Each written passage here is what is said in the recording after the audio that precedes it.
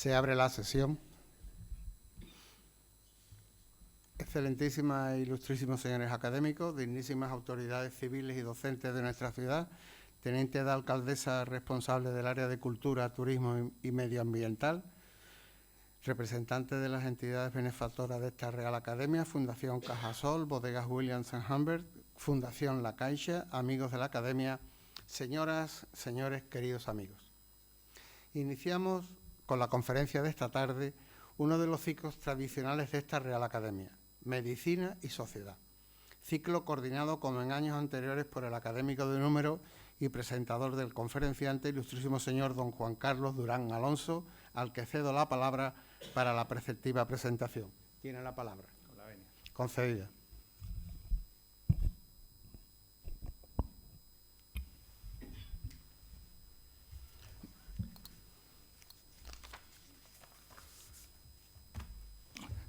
Muy buenas tardes a todos y deciros que es un honor iniciar este nuevo ciclo de Medicina y Sociedad presentando y acompañando a mi amigo Antonio Mariscal, ¿no? Antonio Mariscal, yo creo que no hace falta ninguna presentación. Creo que Antonio es una persona que se ha ganado su prestigio en Jerez porque probablemente sea una de las personas que más ha ayudado a difundir el conocimiento de nuestra ciudad. Yo, Antonio, lo aprecio infinito. Primero porque fue amigo de mi padre, entonces eso me guarda un cariño muy especial, y después porque en cuanto llegué a Jerez, junto a Serafín, que también aquí lo veo, era de los grandes visitadores médicos de profesión y de los que conocían y sabían y nos ilustraban a los médicos. Es decir, Antonio me ha formado a mí en algunos aspectos de la medicina, ¿no? Él fue visitador en Hoch y creo que te dieron un premio, que lo tengo aquí apuntado, a el visitador del año, hombre del año en una multinacional alemana, que eso no es fácil, Antonio. Entonces, enhorabuena porque te lo ganaste en la visita médica. Estuviste también representando y fuiste vicepresidente de los visitadores médicos de la provincia de Cádiz. Y Antonio, lo que pasa es que yo creo que es una persona tan sumamente inquieta, formada y culta, que eso de la visita médica y de visitarnos a los médicos, a él pues le aburriría eternamente y desarrolló totalmente ese afán cultural con sus conocimientos de historia, con sus conocimientos de literatura y con una cosa que yo no conocía mucho de ti, con sus conocimientos en cine y en fotografía, ¿no? He leído libros de Antonio, yo creo que tenéis que tener todos libros de Antonio en casa, y la participación tuya como miembro del Centro de Estudios Históricos Jerezano y los libros que has escrito sobre la historia de Jerez y los personajes ilustres de Jerez y la sanidad de Jerez y calles y plazas de Jerez, y bueno, a mí me ha servido mucho para conocer mi ciudad, pero reconozco que yo no soy nadie. Es que le ha servido mucho nada más y nada menos que a María Dueñas para escribir La Templanza. Entonces, Antonio, enhorabuena. Le ha servido a Juan Pedro Cosano para escribir El abogado de los pobres, La moneda de los 25, porque todos han conocido esa parte de historia de Jerez que tú has sido capaz de llevar a los libros. Yo tengo aquí el currículum de Antonio, es largo, pero a mí lo que me llama la atención, Antonio, es que tú eres capaz de escribir un libro al año y eso no lo hace nadie. Entonces yo no sé cómo tú consigues eso. Así que tu presentación, más que hacerla yo, la tenéis que hacer vosotros comprando los libros de Antonio, porque si queréis saber algo de Jerez, ahí lo encontráis seguro.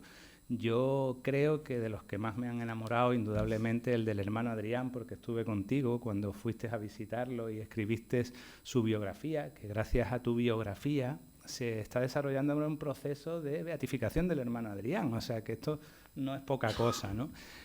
Cuando quisiste escribir sobre mi abuelo en la sanidad jerezana, pues para mí fue un gran honor poderte dar lo poquito que yo conocía, porque no llegué a conocer a mi abuelo en persona, pero sí todo lo que me habían transmitido, ¿no?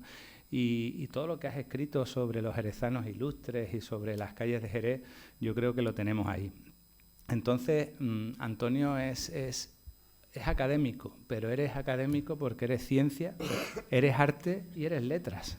Entonces, yo creo que nadie mejor que tú para participar aquí en una conferencia que nos vas a hablar sobre el Hospital Santa Isabel de Hungría. Estoy deseando de escucharla porque es un momento histórico muy interesante. Es un momento en el que pasamos de hospitales de órdenes religiosas a hospitales concertados, y justo antes de que se desarrollara la residencia y el hospital de Jerez, ¿no? Entonces, de esto yo no voy a hablar nada porque el que sabe es él, y yo, Antonio, con mucho gusto te cedo la palabra y muchas gracias por estar hoy aquí con nosotros en este ciclo.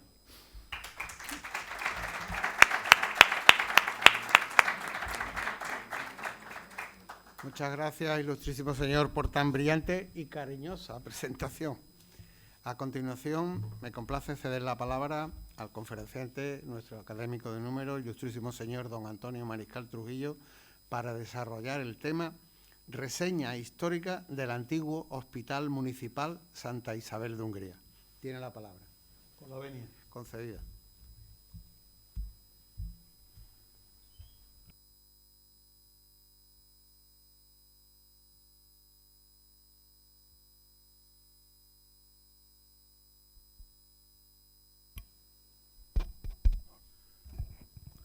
Excelentísimo señor presidente, ilustrísimos señores académicos, compañeros de corporación, dignísimas autoridades municipales, amigos todos, señoras y señores. Voy a comenzar leyendo este trabajo sobre el antiguo Hospital Municipal de Santa Isabel y traigo también una colección de diapositivas, son unas 30 diapositivas, PowerPoint, para que las pondré al final, que son imágenes, digamos, históricas, pero claro, no corresponden a la época en la cual se inauguró el hospital municipal, porque la fotografía se inventó mucho más tarde. Pero es interesante que la veáis para que sepan ustedes o vean, quien no lo conoció. Bueno, aquí hay quien lo conoció muy bien, como la farmacéutica Mari Carmen Gavira, que fue la última farmacéutica municipal responsable de la farmacia del hospital. Y entonces, pues son unas diapositivas que yo, históricas y evocadoras, ¿no? En fin, y sin más, yo voy a comenzar mi disertación diciendo que cuando las nuevas generaciones de ciudadanos que por una u otra causa visitan el Hospital General de la Seguridad Social de la carretera de Circunvalación y observan sus modernas instalaciones de diagnóstico, hospitalización, urgencia, etcétera, etcétera, puede ser que no se paren a pensar que en otros tiempos no tan lejanos hubo otro centro que atendió las necesidades quirúrgicas y sanitarias de nuestra ciudad en unas instalaciones que hoy nos asombrarían y nos llenarían de zozobra. También vemos y oímos las modernas ambulancias tronando las calles con sus sirenas y hasta puede que les resulte familiar el sonido de un helicóptero que cruza la ciudad con enfermos graves trasladados de poblaciones cercanas o de accidentes de tráfico. Aún los de mi generación recordamos aquellas, llamémosle, ambulancias de la Cruz Roja, consistentes en un tandén a pedales que a un lado llevaba acoplado una camilla cubierta por una lona donde transportaban al enfermo al hospital. O en el mejor de los casos, un viejo coche tocando insistentemente la bocina a la vez que una mano agitaba por la ventanilla un pañuelo blanco que era señal inequívoca de que llevaba un enfermo o herido muy grave en su interior. Y es que hasta hace un tiempo no muy lejano, y es hace poco más de medio siglo, la asistencia hospitalaria era algo muy diferente, y aunque la enfermedad siempre fue algo penoso, el solo hecho del ingreso en aquel viejo hospital de Santa Isabel era algo triste, muy triste, tanto para el enfermo como para su familia, hasta el punto que muchos preferían sanar o morir en sus casas. Y de ello es lo que voy a tratar a lo largo de esta charla, remontándome en el tiempo a los inicios del siglo XIX. Comenzaré por el desolador panorama sanitario de 1800, puesto que el siglo 1800 comienza con una gran tragedia, una mortífera epidemia de fiebre amarilla que se propaga desde la ciudad de Cádiz, a donde había llegado en un navío procedente de La Habana a finales de junio. En agosto, las autoridades locales ordenan tomar una serie de medidas higiénico-sanitarias. Quiero decir que esto es la epidemia de fiebre amarilla, quien mejor lo ha estudiado, y posiblemente el único, fue mi recordado amigo Pepe Rodríguez Carrión, el doctor Rodríguez Carrión, que fue en aquel tiempo sacó a la luz esta terrible epidemia y de ahí pues he podido sacar los datos que ahora mismo os estoy ofreciendo, ¿no? Bueno, pues se prohíbe en las calles echar basura, escombros, animales muertos, encender hogueras por las noches y se obliga a quemar tomillos y otras plantas aromáticas a fin de limpiar el aire. Se prohíbe entrar reses vacunas en la ciudad, así como quemar sus boñigas para hacer fuego. Y bajo fuertes sanciones se prohíbe también admitir en casas, posadas o mesones a enfermo alguno que venga de cambio. Poco caso hizo la vecindad a las medidas dictadas, por lo que en septiembre se vuelve a promulgar un nuevo bando prohibiendo entrar en la ciudad a correos y proveedores de víveres de Cádiz, del puerto y de San Lucas, obligando además a todos los viajeros a hacer cuarentena en las afueras de la ciudad. A pesar de ello, durante la segunda quincena de septiembre, la epidemia se generalizó en toda la población, causando enormes estragos entre sus habitantes, hasta el punto de cobrarse más de 5.000 vidas. Tenemos en cuenta que Jerez tendría unos 35.000 habitantes. Si tenemos en cuenta eso, que la población era esto de 35.000 habitantes, resulta que casi un 15% de ellos perdieron la vida. Testimonio de esta tragedia, como el que aparece recogido en el denominado manuscrito de Riquelme, que se conserva en la Biblioteca Municipal, es escalofriante.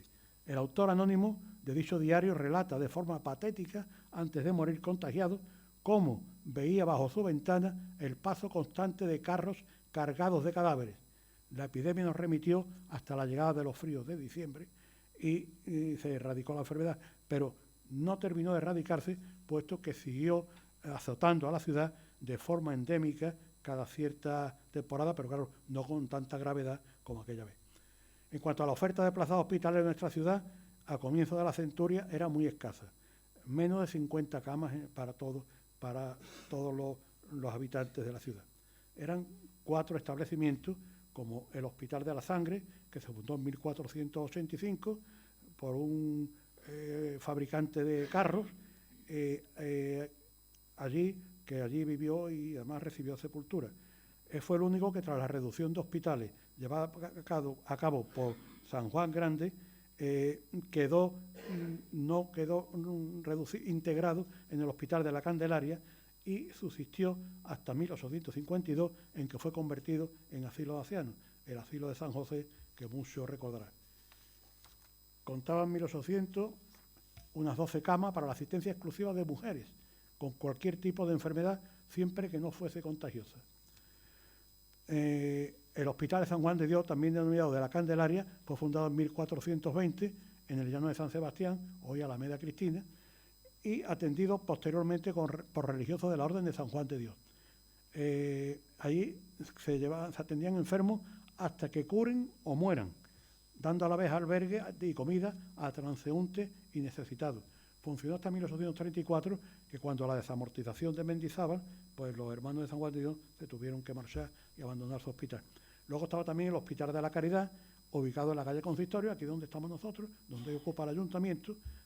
Esto era un hospital asistido por una hermandad, y la Hermandad de la Misericordia tenía 12 camas y daba albergue también a peregrinos y comida a los necesitados, así sepultura a difuntos sin familia.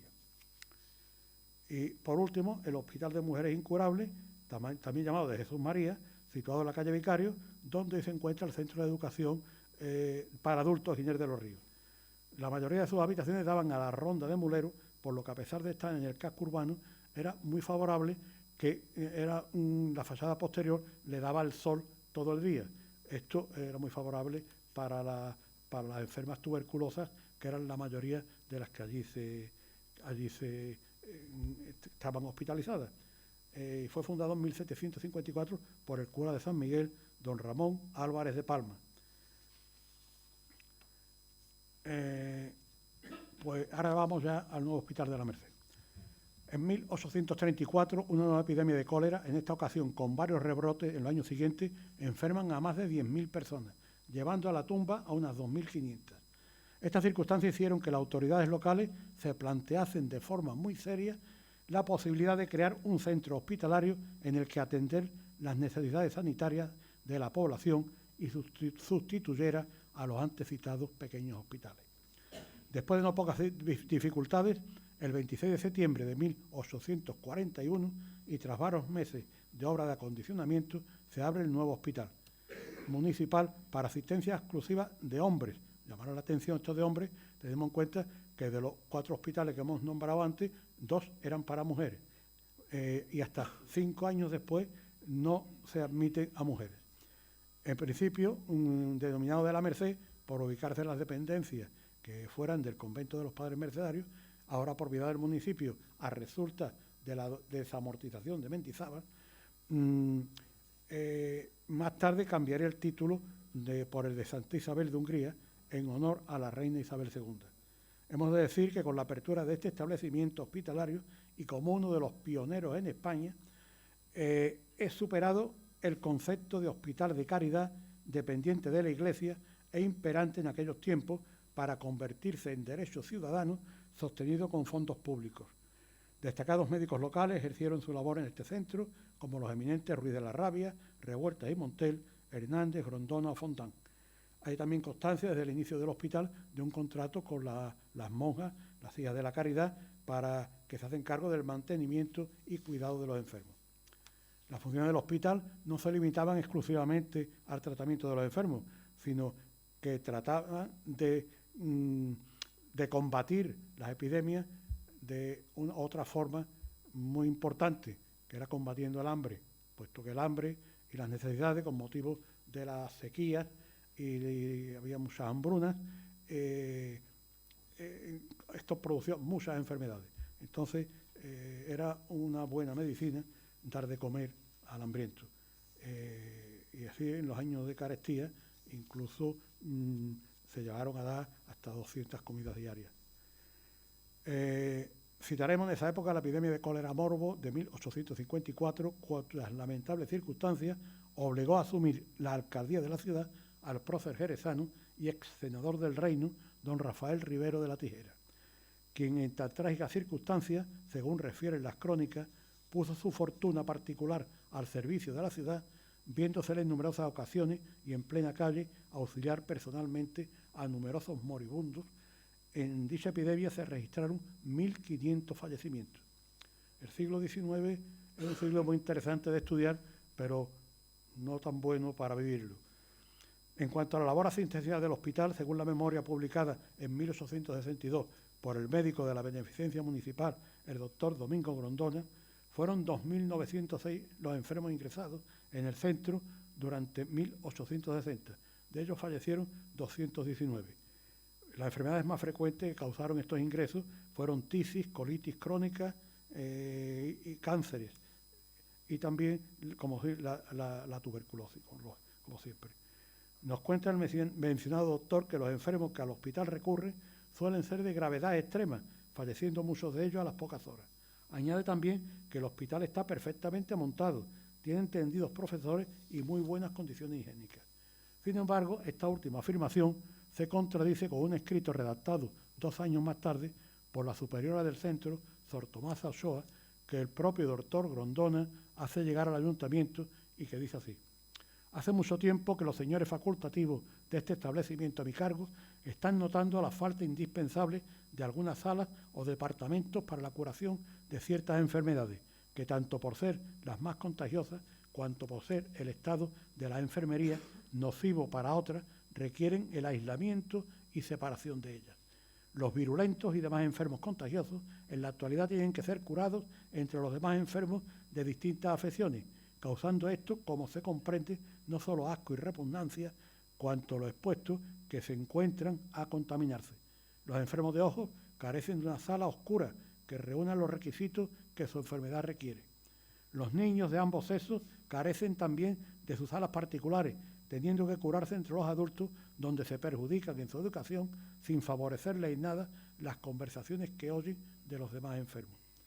Se carece de una sala que reúna los requisitos indispensables para practicar operaciones, teniendo que funcionar los profesores en un cuarto bastante reducido que carece de luz y de otras circunstancias que el local debe de reunir.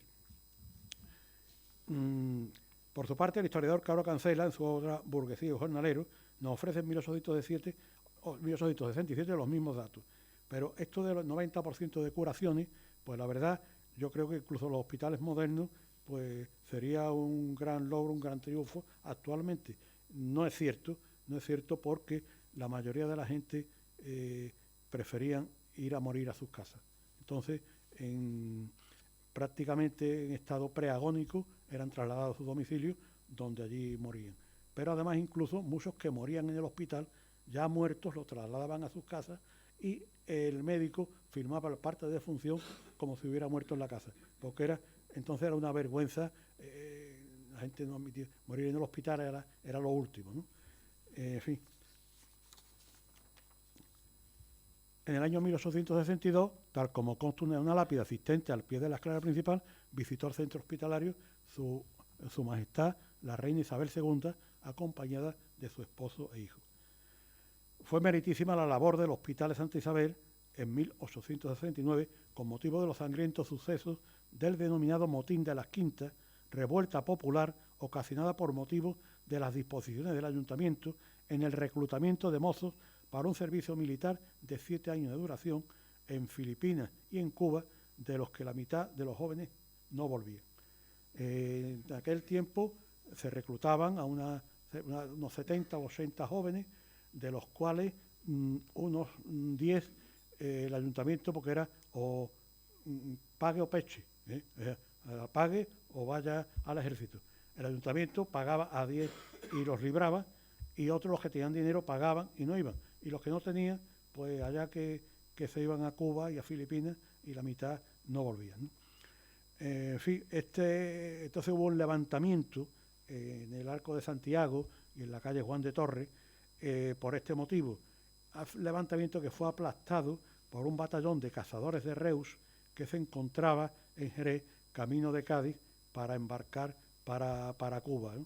Esto se saldó con unos 20 y tantos muertos y cientos de heridos. Trabajando día y noche se atendieron a más de un centenar de heridos, de los que solamente fallecieron 11. Una disposición de emergencia de este hospital solo se formó cuando el choque de trenes del Cuervo en 1972, en el cual el doctor Romero Palomo dispuso en el hospital todo lo necesario para atender a lo que hiciera falta. Murieron 100 y pico de personas y también cientos de heridos. No hizo falta porque el hospital de Jerez, con el doctor Ullar al frente, pudo controlar y atender a todos estos heridos, y los que fueran más graves fueron trasladados a Sevilla. Pero en fin, el hospital municipal, en aquella época ya casi en su ocaso, se preparó por si era necesario, ¿no? Y así llegamos a la primera etapa del centro, en el año 1873, a partir de la cual parece ser que hay un gran esfuerzo por parte del Ayuntamiento, a instancia de la Junta Local de Sanidad, para mejorar de forma eficiente la asistencia a los acogidos. Se procede para reformar el hospital de forma profunda, bajo la dirección de los afamados médicos Francisco Revueltas y Montel, que el doctor Paco Doña, que aquí se encuentra, también lo ha estudiado perfectamente a fondo y con el que tuve la dicha de colaborar con él en su tesina de licenciatura. Para ello se procede a formar el hospital de forma profunda, como decía antes, y se redacta un nuevo reglamento. Se establecen 2 departamentos, uno de enfermedades internas o medicina y otro de enfermedades externas o cirugía. En el de hombres, las salas de medicina pasan a denominarse de San Vicente, San Rafael, Santo Tomás y San Jacinto, y las de cirugía como San Lázaro y San Juan de Dios. Se crea además otra sala para enfermos contagiosos, llamada de San Dionisio. Ocupan los sifilíticos la de San José, y como cosa curiosa, a los sifilíticos le hacen pagar 6 reales diarios por su estancia. Bueno, era una enfermedad de esas ocultas, ¿no?, de transmisión sexual, y entonces, como tú te la has buscado, tú pagas, ¿no? Supongo que sería por eso. Por lo que respecta al departamento de mujeres, las salas de medicina son las de la Merced y de la Soledad, siendo la de cirugía la de Santa Isabel y Santa María Magdalena, existiendo la de San Ramón Nonato para las parturientas. Tras la reforma finalizada en 1874, cuenta el hospital con 2 quirófanos, varias salas de baño, lavandería, sala de vapores, sala anatómica y cocina. El personal sanitario lo componían 4 médicos, 2 cirujanos sangradores, una matrona, 6 monjas de la caridad, varios practicantes y un farmacéutico. Respecto al personal no sanitario, se establece un enfermero por cada 20 acogidos y un mozo por cada 30, a lo que hay que añadir el personal de limpieza y cocina. En total, aparte de las monjas, son unas poco más de 30 personas las que atienden el centro. siendo encomendada la responsabilidad económica y administrativa a las superioras de la comunidad religiosa, la antes mencionada Sor Tomasa Ochoa. A título anecdótico diremos que el sueldo del personal médico del hospital era de 1.500 pesetas anuales. Sus deberes consistían en pasar visitas todos los días de 2 a 3 de la tarde, presentarse en el hospital cuantas veces fuesen llamados para curar heridas de gravedad, prestar asistencia a los partos difíciles y hacer las operaciones precisas. En este año, cuando tenemos constancia por primera vez de la existencia de un farmacéutico en exclusiva para la farmacia del centro, deducimos que dicho cargo recae sobre el licenciado Miguel González Gallardo, a la sazón boticario municipal, quien desde ese momento asume la responsabilidad de la atención farmacéutica al hospital. La botica, aunque radicada dentro del propio hospital, nunca fue en exclusiva lo que hoy conocemos como una farmacia hospitalaria, dado que la misma también dispensaba medicación a los enfermos de forma ambulatoria, a los enfermos acogidos a la beneficencia municipal, los cuales eran atendidos por una puerta que daba a la calle Cristal. Esto mi amiga Mari Carmen lo sabe mejor que nadie. También hemos de añadir que sus titulares, hasta la entrada de la mitad del siglo XX, fueron siempre farmacéuticos, con boticas establecidas en la ciudad. Tal fue don Lorenzo Alonso, padre, suegro de nuestro presentador, Juan Carlos Alonso. Tenía su farmacia en La Corredera. Al mismo lo sustituyó la licenciada Josefina Marín Solano, y ya con dedicación exclusiva. Tras ella como titular, María del Carmen Gavira, aquí presente, con la cual el cargo quedó extinguido. Por aquellos tiempos, grandes eran los males que azotaban a nuestra ciudad, causando cientos de fallecimientos anuales, situándose la tasa de mortalidad en un 33%, siendo la de los menores de 5 años auténticamente terrorífica.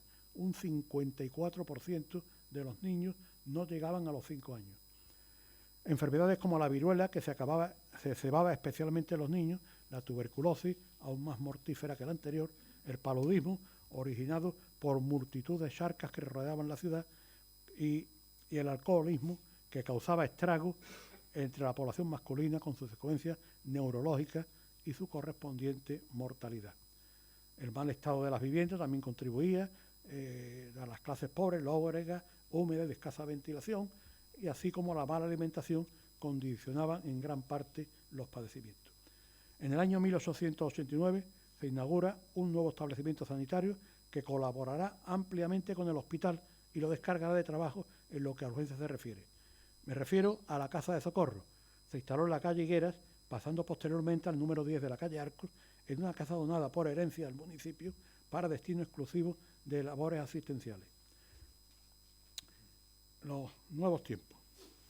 Con perdón.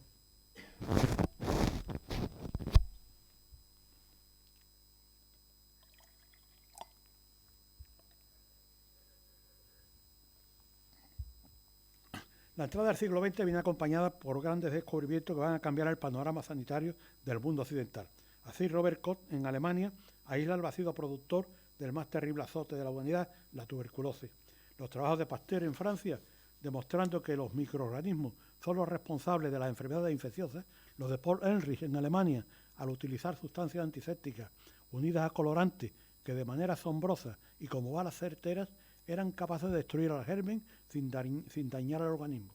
Y los de Emil von Behring, también en Alemania, con sus trabajos relativos a la antitocina, que le llevarían a la preparación de su antitocina tetánica y su suero antidistérico, y otros muchos, por lo que le sería otorgado el Premio Nobel de Medicina.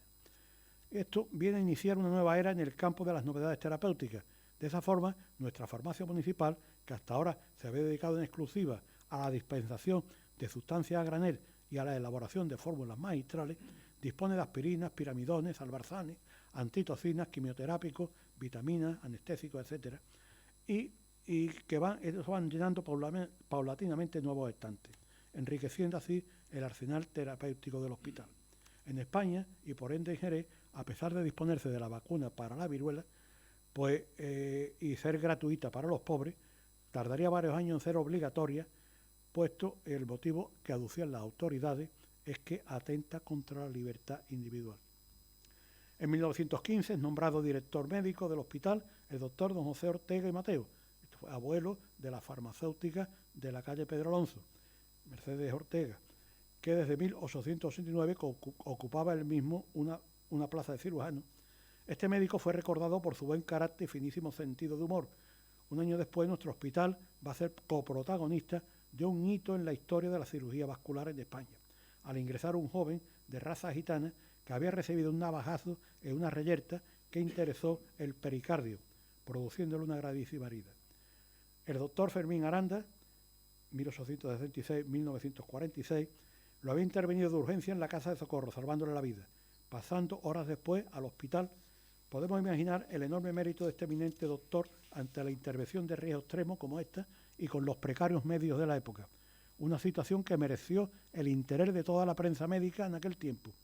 Pero veamos cómo describía esta operación un testigo de la misma, concretamente el doctor Molle, que se encontraba de guardia en la casa de socorro y taponó la herida en primera intención. Decía: con la destreza peculiar de doctor Aranda practica la sutura de la herida pulmonar, con lo que cesa inmediatamente la hemorragia, siguiendo después la del miocardio y por último la del pericardio.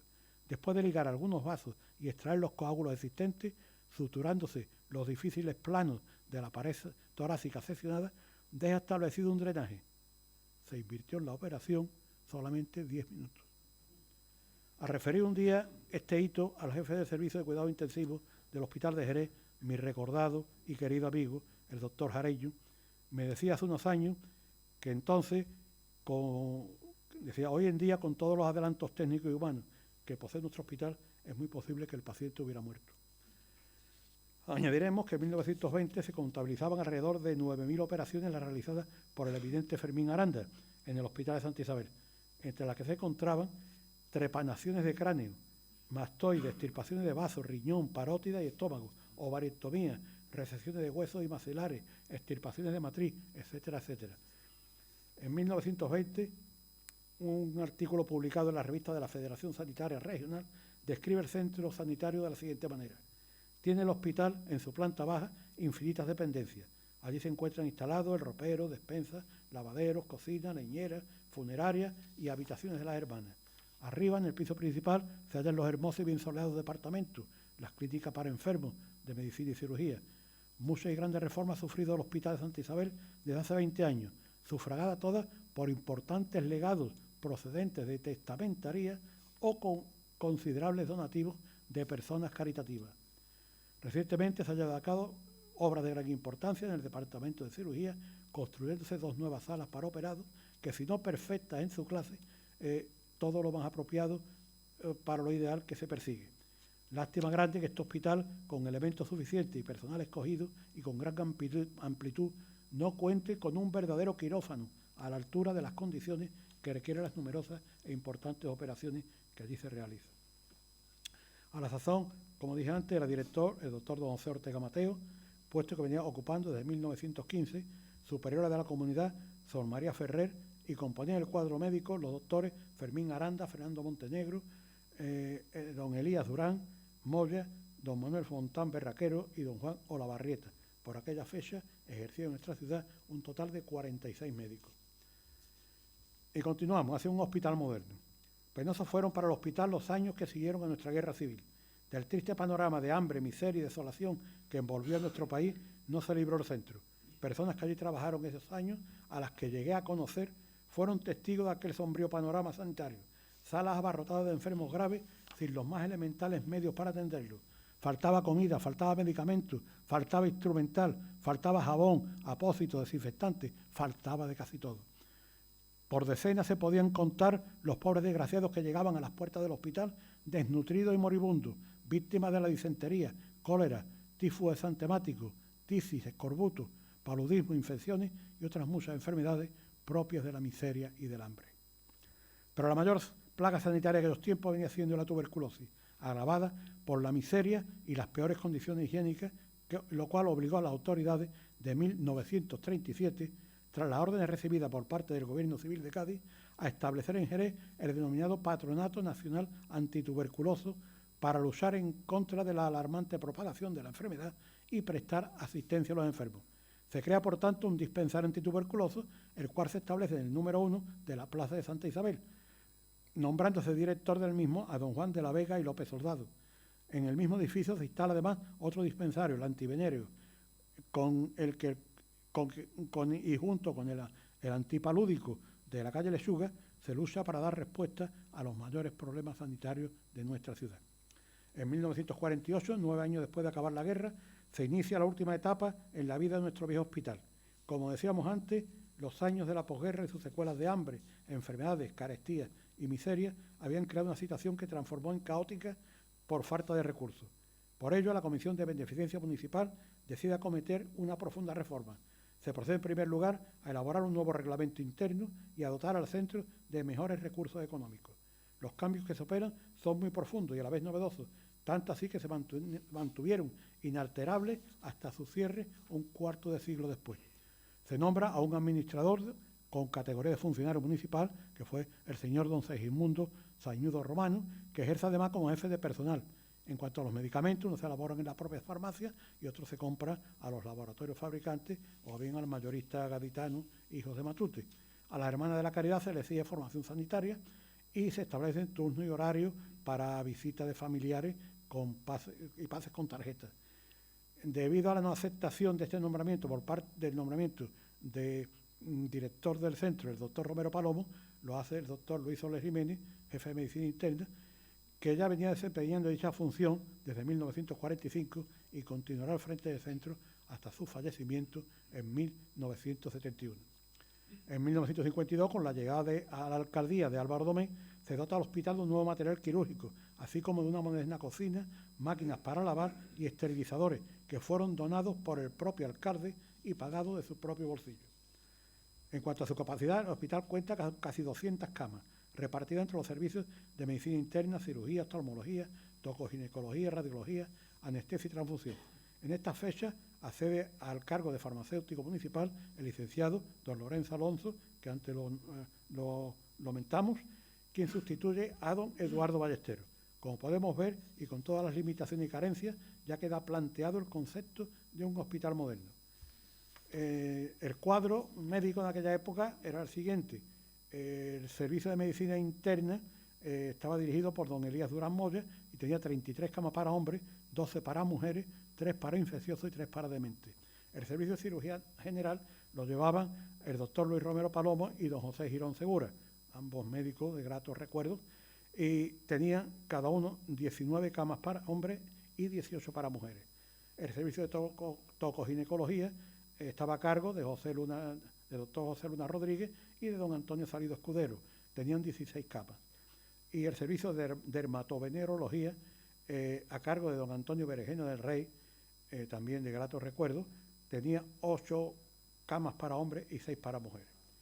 Luego había otra serie de momentos de radiología y terapéutica física, a cargo del doctor Bartolomé Benítez Lagos, los dispensarios y salas de cirugía, como por ejemplo de otorrino, con don Antonio Brisqueta, urología, Eduardo Ruiz Velasco, oftalmología, Fermín Aranda La Torre, hijo del famoso cirujano, transfusión, Fernando Soler, y de practicante Baltasar del Río, y ayudantía, José Luis Meana, Francisco Paz Genero, Antonio Moreno Pirla y Fernando Soler. Esto además hacían guardias en la casa de socorro establecida allí en el hospital.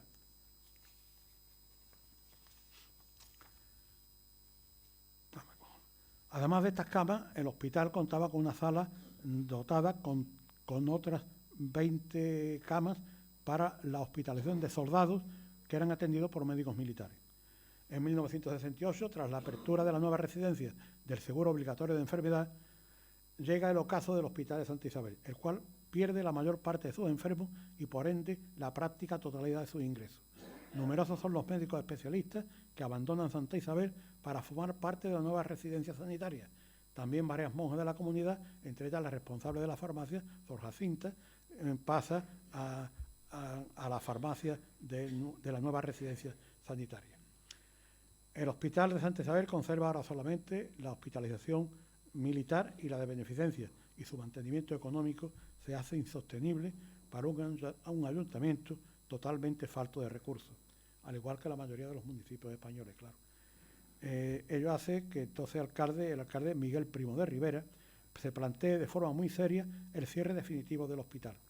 para lo cual se baraja la posibilidad de concertar con la nueva residencia sanitaria o con el Sanatorio de Santa Rosalía las camas de beneficencia, ya que la legislación vigente atribuía a los ayuntamientos el sostenimiento de la misma.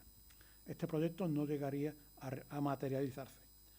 A título anecdótico, hemos de comentar que el último concierto de nuestro hospital municipal con el seguro obligatorio de enfermedad estaba estipulado al precio de 125 pesetas por cama concertada de día, estuviesen o no ocupadas, que siempre lo estaban, ¿no? Hemos de aclarar que en este precio solo estaba incluida la estancia y alimentación, ya que el cuerpo médico del hospital dependía de la Sanidad Nacional, que era quien pagaba su sueldo. En cuanto a la medicación, también corría a cargo del seguro de enfermedad. A pesar de ello, teniendo en cuenta que en aquella época el salario mínimo interprofesional no llegaba a las 200 pesetas diarias, poco más de €1 hoy, podemos hacernos la idea de las estrecheces económicas con las que funcionaba el centro, sobre todo si lo comparamos con las casi, calculo, 70.000, hablando en pesetas, 70 o 80.000 pesetas de coste diario por enfermo y día del actual hospital de la Seguridad Social. Esto es una cantidad a voleo, porque en realidad, no sé, hace 20 años creo que costaba unas 50.000 pesetas. Yo podía ahora hablar del hospital que conocí, pero yo no me quiero extender mucho, lo voy a abreviar. Fue a mediados del año 60 cuando comencé a frecuentar, por motivos profesionales, el viejo hospital de Santa Isabel. El acceso a sus dependencias se hacía por una puerta contigua a la Basílica de la Merced, en la que varios conserjes perfectamente uniformados de azul controlaban la entrada de personas al centro. En mi memoria quedaron aquellas amplias salas de hospitalización con docenas de camas ocupadas por pacientes, en su mayoría del seguro obligatorio de enfermedad o de las clases más desfavorecidas de la ciudad. Y me quedaron también en la memoria las grandes tocas almidonadas de las monjas de la Caridad que se dibujaban en la claridad de los amplios ventanales en su constante ir y venir por las amplias galerías de lo que un día fuese claustro del convento de la Merced. Otras batas de color tostado de fornidos enfermeros y topiqueros contrastaban con el blanco de las batas de médicos y practicantes. Por una regia escalera de mármol se accedía a la sala de hospitalización situada en el primer piso. De los 3 patios con que contaba el edificio, el principal, claustro del antiguo convento, estaba compuesto por 4 series de arcos regulares simétricos de gran altura que delimitaban un frondoso jardín pletórico de plantas y flores. En su centro, una artística fuente de hierro formado, cuyo constante murmullo refrescaba la cálida temperatura de los días estivales. Esta fuente es la que actualmente está en la Plaza de Santiago. Pues a primera hora, y ese frío calor, todas las ventanas eran abiertas de par en par para que el sol y el aire purificado por la cercana arboleda de Tempul entrara a raudales y, a lo mejor sin nadie saberlo, impedir a los gérmenes anaerobios, maldición siempre de todos los hospitales, a anidar y reproducirse, agravando aún más el cuadro patológico de los enfermos allí hospitalizados. Contaba 2 quirófanos el hospital, uno de ellos principal, que se podía calificar como bueno para aquella época, dado con los medios que se contaba, y estaba presidido por una magnífica mesa de operaciones, iluminada por una gran lámpara ciolítica, y tenía un magnífico instrumental. Este instrumental que fue donado por el doctor Fermín Aranda a su muerte, donado al hospital, y era un material fabricado en Alemania de muy buena calidad. Operaban entonces allí el doctor Ruiz Romero Palomo y su ayudante Carlos Fernández Canto y Claudio Troncoso, y esto era casi todo el patrimonio quirúrgico del pueblo jerezano. Había otras dependencias que completaban el hospital, pero en aquellos tiempos ir al hospital era lo último, todo un drama familiar. ¿Cuántos desahuciados sin medio alguno ni familia que los cuidara? ¿De cuántas penas y sufrimientos fueron testigos estos muros conventuales, digo yo? Solo confortado por el amor y entrega de las hermanas de la Caridad. Hoy puede parecer increíble, pero hasta hace poco más de medio siglo, la mayoría de los enfermos sanaban o morían en sus casas. Hemos de añadir que también existían en el centro 3 habitaciones aisladas y cerradas, una de ellas totalmente acolchada. Estas 3 habitaciones servían para los enfermos judiciales y la acolchada para los enfermos dementes, también judiciales. Eran unos tiempos en los que pocos privilegiados podían acceder a la cirugía de algunas de las pequeñas clínicas privadas existentes en la ciudad, como la del doctor Girón en Capuchino o el doctor Romero Palomo en el Arroyo. Hemos también de señalar que en 1927 se procedió a la apertura con una docena de camas del Sanatorio de Santa Rosalía en la finca denominada Bellavista. Allí los hermanos de San Juan de Dios volvieron a Jerez después de más de un siglo y prestaban asistencia a niños víctimas de la poliomielitis y tuberculosis. Podría hablar mucho del Sanatorio de Santa Rosalía y sería motivo de otra conferencia, pero yo no quiero pasarme de tiempo. Allí trabajaron, entre otros doctores, los tocoginecólogos Alfonso Rodríguez Alcántara, Miguel Luna Gené, el pediatra don Dionisio Romero García Pelayo, el pionero de cirugía plástica Antonio Garrado Porrúa, el digestólogo Miguel Ángel Ruiz Badadelli, el anestesiólogo Juan Puerto Peralta, el angiólogo Enrique González Bayo, entre otros muchos. Eso me estoy refiriendo a la clínica de la Cruz Roja, pero es que me he saltado. Esto es la clínica de la Cruz Roja. Es que me he saltado del sanatorio a la Cruz Roja, por aquello de abreviar. En otoño de 1972, ya vamos al ocaso, al cierre, siendo alcalde don Manuel Canto Ropero, administrador del centro don Luis Moreno López, de gratos recuerdos, y su director accidental, don Damián Quesada Parra, ocurre un hecho que va a poner en bandeja el cierre definitivo del hospital. Se produce el derrumbe de parte del ala izquierda del viejo edificio. Inmediatamente los enfermos de la beneficencia son trasladados al Hospital de Mora de Cádiz, los militares al de Marina de San Carlos, en San Fernando, y la Casa de Socorro a la clínica de la Cruz Roja. Meses después se procede al derribo de la mayor parte del edificio y años más tarde se procedió a construir en su solar un instituto de bachillerato, el cual, inaugurado en 1992, y fue bautizado con el mismo nombre del hospital, Santa Isabel de Ucría. Y aunque una buena parte del edificio se levantó de nuevo con elementos modernos, acordes con su nueva función, aún se conserva parte de su estructura primitiva, lo cual nos permite identificar y recordar la parte de historia de Jerez que encarnó aquel viejo establecimiento hospitalario. Y yo no quiero terminar sin hablar de la artística farmacia, y ya que tenemos aquí a la última farmacéutica municipal, porque la farmacia del hospital para mí era un contraste con lo anteriormente descrito, pues constituía nada más traspasar una artística puerta de cristal multicolor, un recreo para la vista por su soberbia y bien dotada estantería de madera tallada, su magnífica colección de botámenes de porcelana y sus grandes mesas de trabajo de enormes tapas de mármol blanco, una de ellas pesaba más de 1 tonelada, que además se rompió en un traslado. Todo el conjunto de esta dependencia contrastaba fuertemente con la pobreza y sencillez del establecimiento. A su cierre, todos sus utensilios y botámenes serían trasladados al cercano edificio de la Plaza de Santa Isabel, en el que se ubicaba el centro de higiene, no siendo así su artística y monumental estantería, la cual parece ser formaba parte del contrato con la empresa de demolición como material de derribo.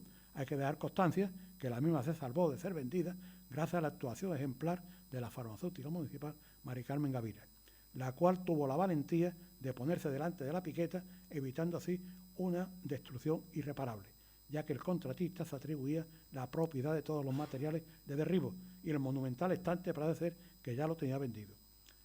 La señorita Gavira, posteriormente, con mucho esfuerzo e insistencia acerca de los responsables municipales, logró por fin que la farmacia fuese desmontada en los bajos del inmueble antecitado y allí permaneció hasta 1990 prestando, entre otros servicios, el de la dispensación farmacéutica a los beneficiarios dependientes de la asistencia pública domiciliaria, en fecha en la cual todo esto quedó integrado en el Servicio Andaluz de Salud.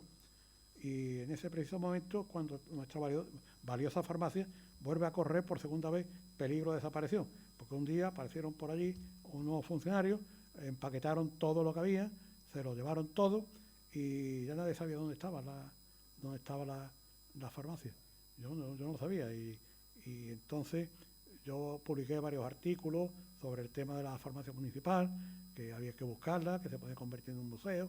Nadie en el ayuntamiento me hizo ni puñetero caso, como ocurre muchas veces. Perdón. hasta que un día, estando en el Museo Arqueológico, en un acto que se celebró allí, le dije a mi Milagros Abad, que era la directora del museo, digo, no, Milagros Abad, no. Le digo a Milagros que era directora del Alcázar. Digo, fíjate, la farmacia municipal, que es una auténtica joya, que se podía exhibir como un museo de farmacia del siglo XIX muy bueno, y que yo no sé dónde está. Y dice la directora del Museo Arqueológico, aquí en el sótano hay un montón de cajas, yo creo que efectivamente era. Y como anteriormente, un tiempo antes, un día allí con Mari Carmen, fotografié la farmacia cuando estaba montada, una colección de diapositivas, pues Milagro dame las diapositivas, hizo unas ampliaciones en papel, hizo un árbol, se fue a Pacheco, y Pacheco dijo que se haga. El estante monumental, que es el que tenemos en la torre, donde está el cacharrito la cámara oscura, ese estaba hecho bicarbonato. En el maestro del taller El Zagal decía que no era posible rescatarlo, pero allí vamos Miguel Fontade, Milagro Fontade, y al final aquello se restauró y ahí lo tenemos luciendo. Tiene un letrerito que pone Sor Tomasa Ochoa, lo tiene arriba, y bueno, se montó la primera parte allí.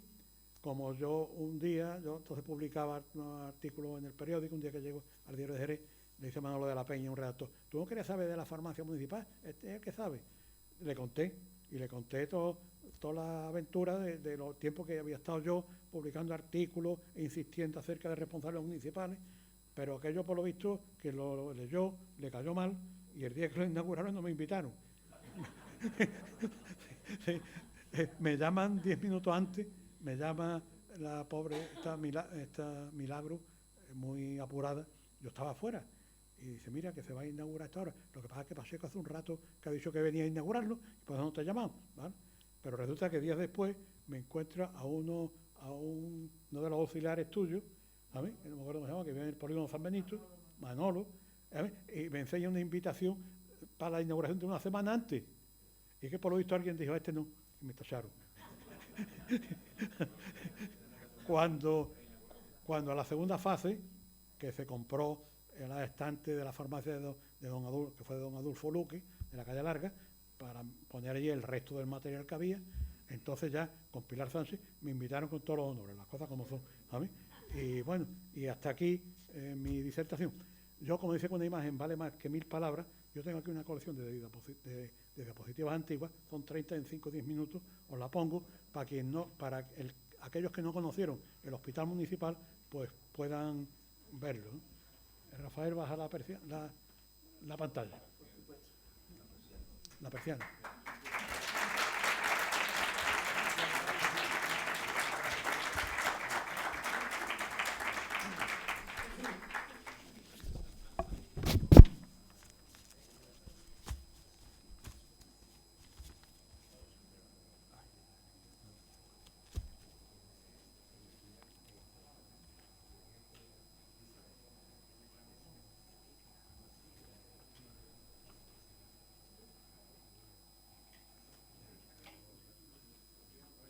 Ya está, ¿no?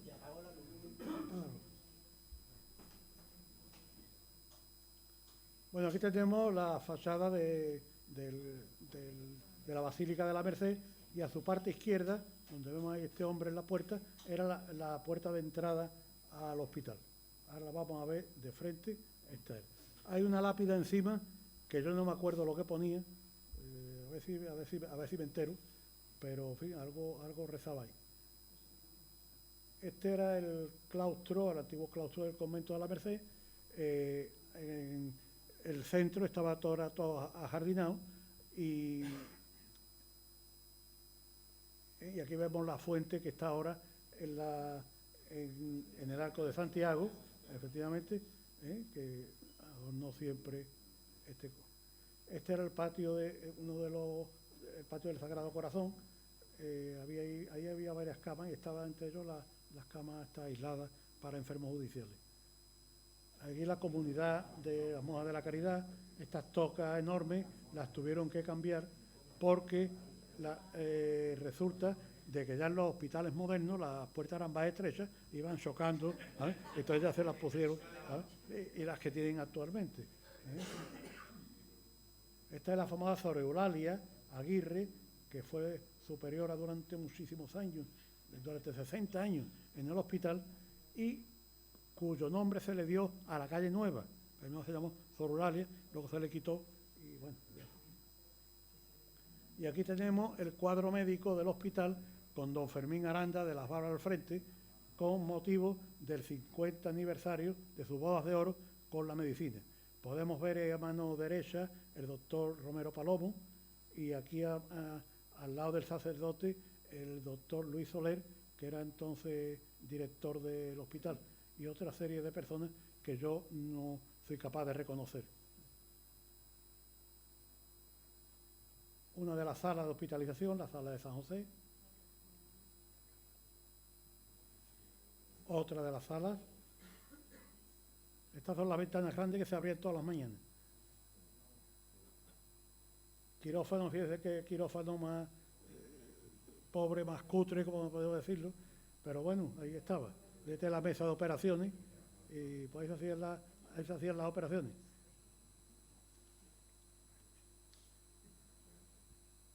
Aquí otra imagen de las monjas de la Caridad, ya con sus nuevas tocas, y una ambulancia, la bicicleta a pedales con dos camilleros y el enfermo ahí. Pero es que tenemos otra más antigua, esta a mano, aquella era la bicicleta, esta era a mano, como un carrillo empujando, que la hemos conocido, la he conocido, o sea, que no, no es que me la han contado, es que las he conocido. La cocina del hospital. Aquí hay otra que debe ser por Nochebuena, Navidad, porque hay pollo o pavo para todo el mundo.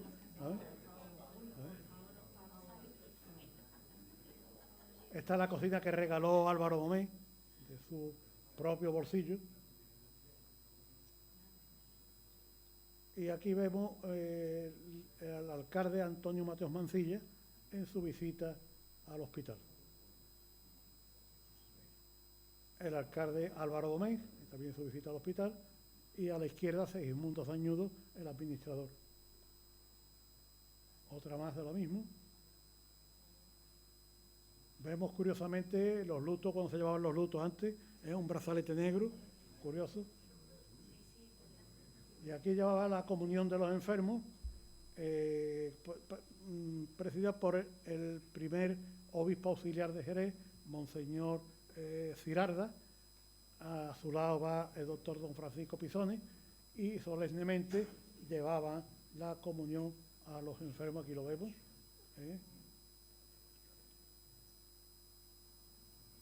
Aquí vemos también a Monseñor Cirarda con el alcalde don Tomás García Figuera, y a su derecha el doctor don Roberto Escobar, el médico tisiólogo muy acreditado, muy conocido y muy querido en Jerez.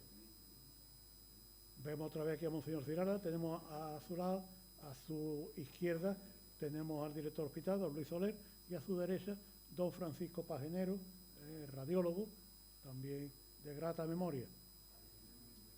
Aquí don Tomás García Figuera, que lo invitarían un día a comer allí en el hospital, y ahí lo tenemos. Otra de la procesión eucarística, de la comunión a los enfermos. Y esta es la visita de la reina Victoria Eugenia, la esposa de Alfonso XIII, que visitó este hospital. Son fotos de cada periódico, no tienen muy buena calidad, pero bueno, son un documento importante. Aquí la tenemos también, ENA, como le llamaban, ¿no? Ya sale bajo palio. Y ya por último, la farmacia municipal en su último emplazamiento, pero cuando todavía funcionaba, en la Plaza de la Merced. Esta mesa, cuya tapa de mármol pesaba más de 1 tonelada, se rompió. El estante del fondo desapareció, no se pudo restaurar. Y el de la derecha es el que se conserva actualmente en la torre de Ponce de León. Ponce de León no. Bueno, donde está la cámara oscura. ¿Cómo se llama? Bueno, y con esto termino.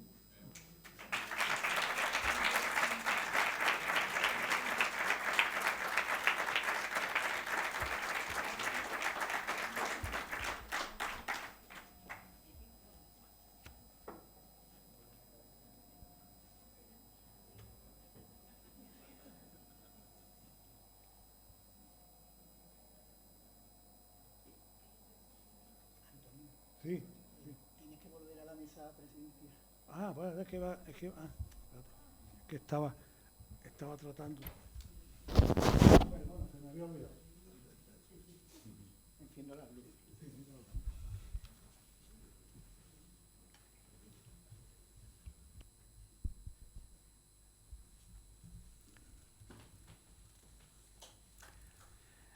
Muchas gracias, querido Antonio, por tan oportuna y al tiempo detallada exposición del que fuera hospital de referencia de nuestra ciudad desde la segunda mitad del siglo XIX.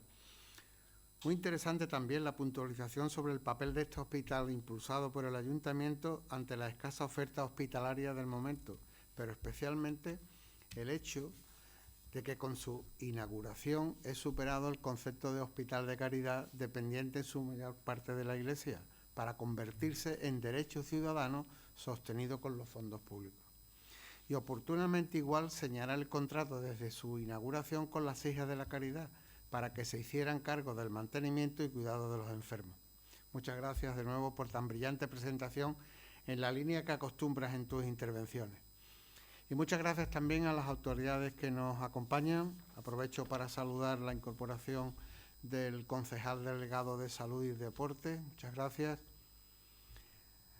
A los benefactores y amigos de la Academia y a todos los que hoy nos honran con su presencia, emplazándoles para el martes próximo, día 20 del presente mes de enero, para asistir a la segunda conferencia del ciclo que estará a cargo del doctor don Francisco Valenzuela Sánchez, bajo el título Álvar Núñez, cabeza de vaca, el humanista conquistador de los indígenas, la epopeya del Hijo del Sol. La presentación del ponente la realizará el coordinador del ciclo, el ilustrísimo señor don Juan Carlos Durán Alonso. Sin más consideraciones, se levanta la sesión. Muchas gracias a todos.